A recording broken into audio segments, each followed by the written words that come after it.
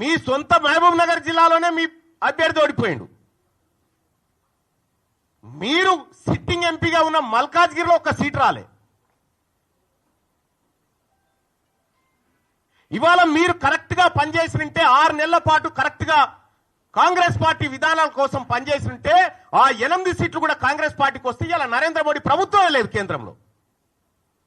పరోక్షంగా మీరు సహకరించుకుంటా ఇవాళ కాంగ్రెస్ పార్టీని ఖతం చేసేటువంటి ఉద్దేశంతో మీరు ముందుకు పోతా ఉన్నారు. మీరు పొండి మీ విధానాలు కూడా అర్థమవుతా ఉన్నాయి. నిన్నగాక మొన్న కాంగ్రెస్ పార్టీ ఎమ్మెల్సీ అభ్యర్థి నరేందర్ రెడ్డి గారు ఆయన ఎన్నికల ప్రచారానికి పోయి ఈయన గెలిచినా గెలవకపోయినా ఒకటే అని చెప్పి, ఈయన గెలిచినా గెలవకపోయినా ఒకటే అని చెప్పే, మరి నరేంద్ర మోడీ గారు బొమ్మ పెట్టుకున్నటువంటి బీజేపీ అభ్యర్థి ఆడ గెలుస్తా ఉన్నాడు. ఇంకో టీచర్ ఎమ్మెల్సీ ఎన్నికల్లో భారతీయ జనతా పార్టీ ఒక బీసీ బిడ్డకు టికెట్ ఇచ్చి ఫస్ట్ ప్రియారిటీలో టీచర్ ఎమ్మెల్సీ గెలిచి ఆ ఇంపాక్ట్ తోటి పట్టభద్రుల ఎమ్మెల్సీ ఎన్నికలు కూడా గెలుస్తా ఉంది.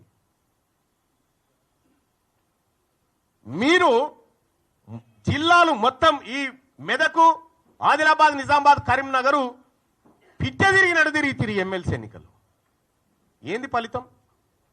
ఇవాళ ఎందుకు తారుమారైతా ఉంది? ఇవాళ ఏడాది లోపలనే కాంగ్రెస్ పార్టీ పైన, ప్రభుత్వం పైన ఇంత వ్యతిరేకత ఎందుకు వస్తా ఉంది? ఆత్మ పరిశీలన చేసుకోవాలి కదా ఇది.